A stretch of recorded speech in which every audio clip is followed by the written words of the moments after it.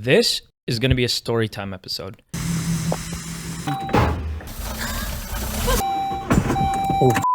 So buckle up. In December of 2023, I was at work just about to head home when I noticed it was raining pretty hard. Now, I live in Vancouver, which is known for its rain, but something about this day just felt different. So I packed up and started heading home. On the drive back home, I noticed pools of water along the major roads, but I really didn't think anything of it at the time and just continued driving. It was rush hour, I was almost home just a few minutes away from my house, and it was really dark and pouring rain. I found myself in the right lane behind a semi-truck approaching this hill.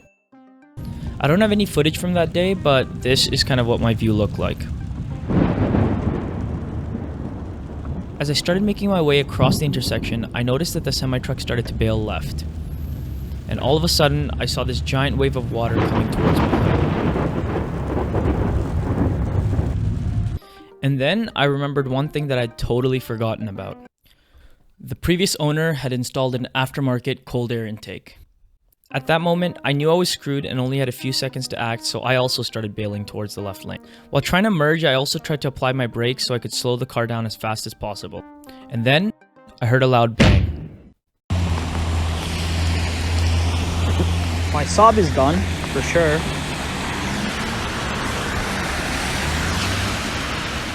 Those are the puddles. My car wasn't there, it sucked in water into the engine and it stopped working. This is insane. Like, I don't know how I got it there, but it just turned off. If I was in the right lane, I would have been okay, but... I had seen videos of cars hydrolocking on the internet, so I knew not to touch my ignition key and try to start the car. I just kind of sat there in shock until I remembered to call my brother and ask him to call a tow truck for me. I genuinely thought that the car was dead at that point, so all I wanted to do was get it home so I could figure out what I could do next, or if there was something I could do next. At that time, I didn't even know I was going to document my journey with this car, which is why all the footage you see is filmed in vertical. My brother finally arrived and there wasn't anything we could do besides wait for the tow truck. Honestly, despite how terrible the situation was, it was kind of fun to make light of the situation and watch others stare at my car as they drove by. I guess my car had to drown so others could live. Oh my god. This is terrible, bro. The tow truck arrived 3 hours later, and it turns out that my car wasn't the only car that drowned that day. Good evening and welcome to City News at 6. Environment Canada has issued heavy rain and weather warnings as a major storm hit. Well, there were major floods throughout the city and a bunch of cars were flooded. Entire parking lots were also submerged. I was finally able to get the car home, but there was a full-on storm outside, so I didn't start working on the car until the next day. I googled the next steps that I had to take and then went to bed. When I woke up the next day, I first took out the spark plugs to see if there was water in the cylinders, and this is what I saw. Disconnected battery. I don't know if you guys can see it. That's water. And this one looks dry. Dirty as fuck, but dry. Well, kind of wet. This one's less wet and less wet here. But this one is it's in there. I could see water in one of the cylinders, so there was really nothing left for me to do besides crank the engine to try to get the water out. Here goes nothing. Oh my god.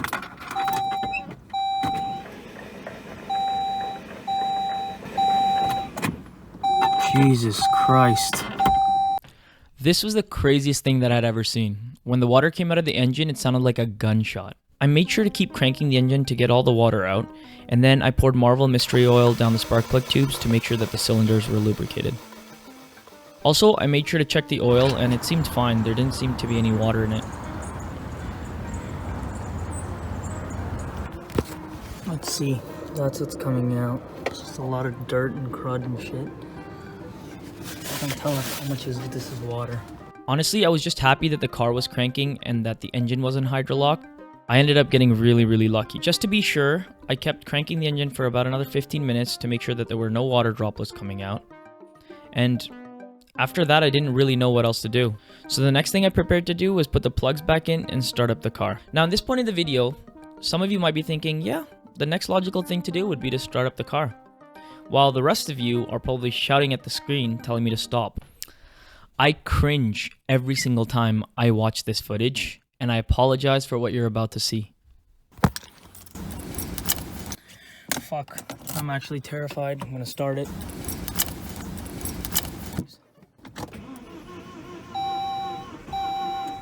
Come on, baby. Oh, fuck, that didn't sound nice.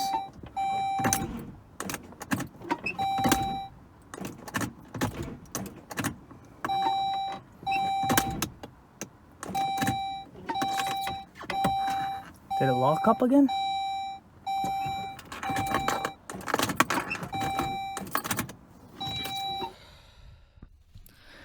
I failed to go through all of the intake components. This is a turbocharged car, so because the car had sucked in water, the turbo and the intercooler were also flooded. As soon as this happened, I was heartbroken and instantly ashamed because I knew I had put the car through even more damage. I couldn't believe that I didn't take more time to flesh out the plan and look through everything in more detail. Even when Googling the steps I had to take, I didn't see any mention of going through the turbo or the intercooler. But honestly, there's no way I can justify what I did. I struggle watching that footage back. And then, to put the cherry on the icing, I saw milk. When I saw this, I thought it was game over. I thought I must have blown a hole through the head gasket or bent one of the connecting rods, and I had pretty much accepted defeat. There really wasn't anything else I could do at the time. I paid $1,000 for this car, so I wasn't prepared to send it to a shop and pay thousands of dollars to get it fixed. And my insurance didn't cover flood damage.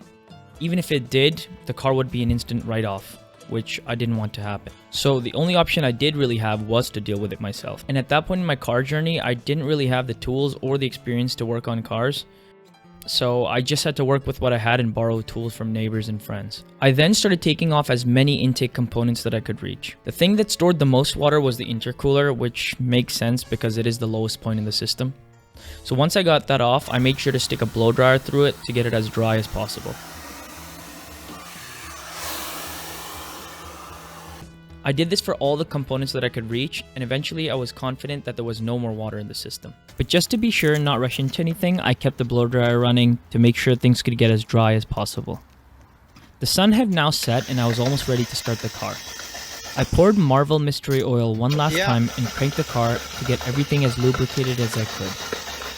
This time I was certain that there wasn't any water left in the system, and there really wasn't anything else I could do besides start the car. And to spare you the suspense, this is how it went. Guys, it's fuck it, man. Okay, timing. Go for it. Yo, that's fucking good news. Yeah, that's good news. Hey, that's good.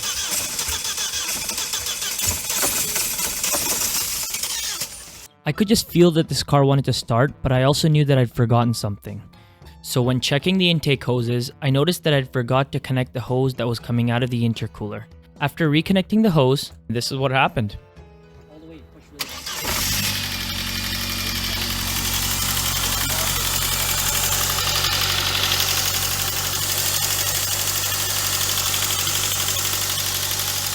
Holy shit, she's running. A lot of water coming out the back, but she is running. Holy shit. Operating temp, turbo's fine. Everything looks okay. There's a little tick, but holy shit. It sounded rough and growly at first in the top end, but eventually every minute that it was on, it sounded better and better. As I mentioned, I was really nervous about there being a head gasket leak, so I kept monitoring the engine temp level and checking the coolant levels to make sure that they were holding steady. I also made sure to keep an eye on the exhaust smoke to make sure that it didn't have a bluish color. For a few days after the car was turned on, I kept getting white smoke, but I'm pretty sure that was just the moisture in the system coming out. After I got the car running, I made sure to do an oil change immediately. Oh, it's milky. And by I actually mean I got my sister's boyfriend to help me with an oil change. Wait. Oh, push it back a little. Oh yeah, that's fucking milk. That's milk. That's fucking chocolate milk, bro. Oh, it's head gasket, bro. Get a Pass glass. me that in a glass. I didn't actually do an oil change. I made sure to do a few flushes. So I bought, I think, 4 jugs of oil and 2 or 3 different oil filters. Started the car, flushed the oil, changed the filter, and every single time I did that, the oil would get cleaner and cleaner. It was expensive, but I think it was worth it. On the final oil change, the oil remained its normal color and the milk went away. And the engine operating temperature continued to stay at the same level. And while doing the oil changes, I made sure to put the factory airbox back in. Going through this experience was honestly a wild ride. When Googling hydrolock cars or engines that had sucked in water, most people had the opinion that the car would be on its way out from that point on. And while that may have been a possibility, I wasn't ready to accept it just yet. For the next few months after the flooding, I was consistently paranoid about there being a potential head gasket leak or some form of severe engine damage in the car. And on top of that, because I'd put the factory airbox back in, the beautiful whooshing noise went away. Now before I wrap this up, I wanted to say that I purchased a compression tester to check the compression of the cylinders, but I actually never ended up using it because if I had found out that there was any indication of engine damage in the car, I wouldn't have done any more work to the car from that point on. I'm still worried that there might be a bent connecting rod or some internal damage to the engine due to the flooding, but I act as if it didn't happen and I continue to work on it. And I'm glad I did that because if I just stopped working on it or had found out that there was severe damage, I wouldn't have had the experience at the time to deal with something like that.